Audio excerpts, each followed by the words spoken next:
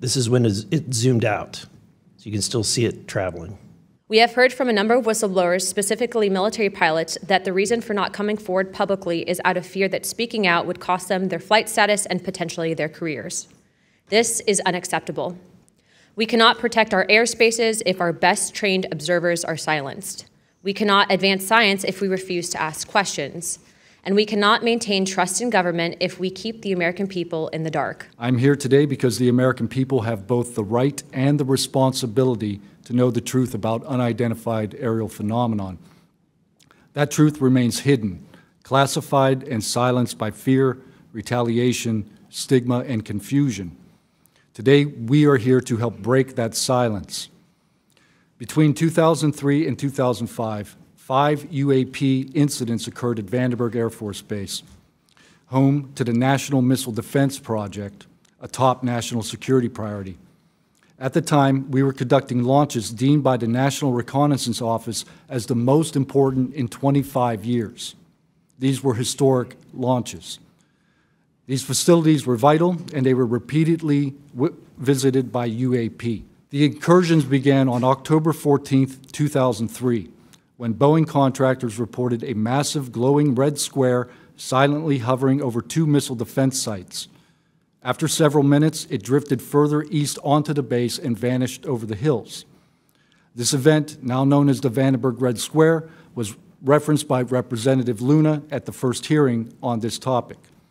Official Air Force records of this event are in possession by Aero and the FBI.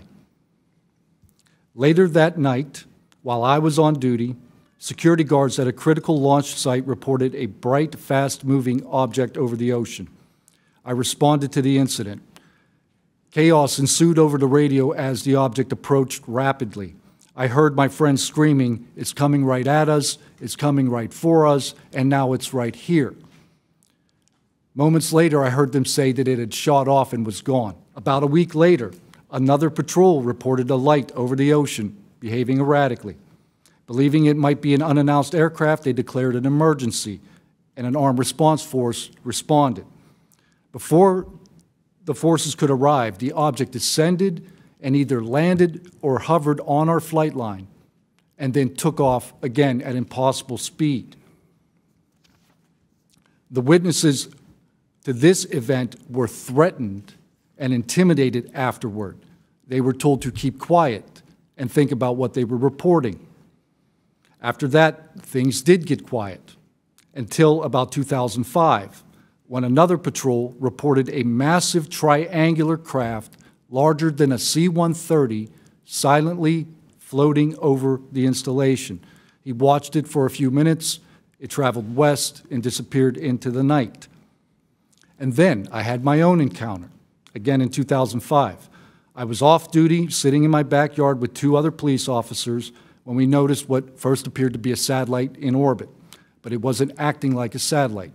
The light was strange, it was pulsing, and then it started to maneuver. It dropped in elevation. At times it would vanish from view and reappear in a different location in the sky, and eventually it reappeared 200 feet over my house.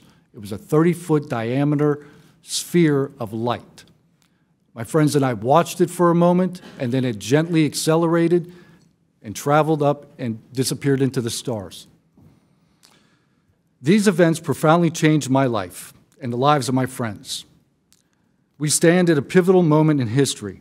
The question is no longer whether these events are real, but whether we have the courage to face them. On the evening of February 15th, 2023, at approximately 19:15 PST, in the Whiskey 291 warning area off the coast of Southern California, I was serving on board USS Jackson. A self-luminous tic-tac-shaped object emerged from the ocean before linking up with 3 other similar objects.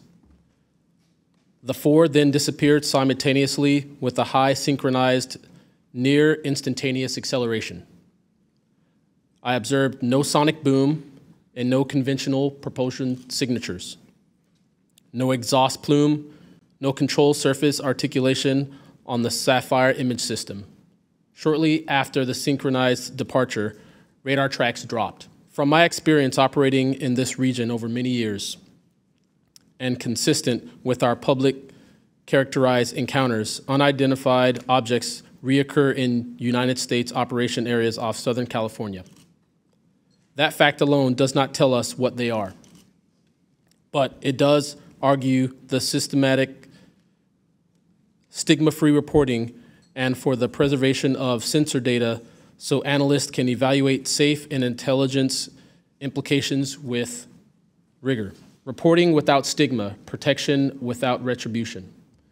Sailors need to know that reporting UAP encounters will not harm their careers. From 2011 to 2013, I was stationed at Langley Air Force Base, Virginia, conducting 24-hour operations via manned and unmanned aerial vehicles for Special Operations Forces in the global war on terror. During the summer of 2012, my team was on standby for weather, and I returned to my barracks on base, and at approximately 01:30, I saw an approximately 100-foot equilateral triangle take off from near the NASA hangar on the base. The craft interfered with my telephone, did not have any sound, and the material it was made of appeared fluid or dynamic. I was under this triangular craft for a few minutes, and then it rapidly ascended to commercial jet level in seconds, displaying zero kinetic disturbance, sound, or wind displacement. Some years after that experience, I was further exposed to classified information from the UAP Legacy Crash Retrieval Program through a sensitive position I held within a special access program. During this time, intelligence officers approached me in fear for their own careers, citing misconduct within these programs and similar retaliation that I was already enduring at this time. I want to cue up a video that I've been given. And as before it starts, I'm going to describe. This was taken October 30th of 2024. This video is of an MQ-9 drone tracking an orb, or this object, off the coast of Yemen. You'll see that another MQ-9 launched a Hellfire missile. That you cannot see that drone, and so I'm not going to explain it to you. You'll see exactly what it does.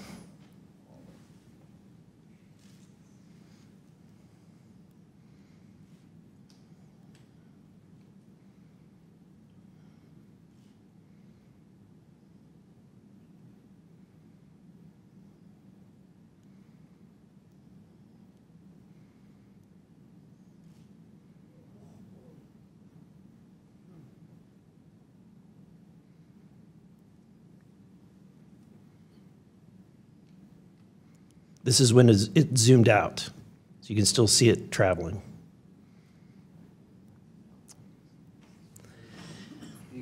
But that's a Hellfire missile smacking into that UFO and just bounced right off. And it kept going. It kept going, and it looks like the debris was taken with it. Yeah, what the hell is that? So what again, flies like that? Again, I'm not going to speculate what it is, but the question is, why are we being blocked from this information consistently?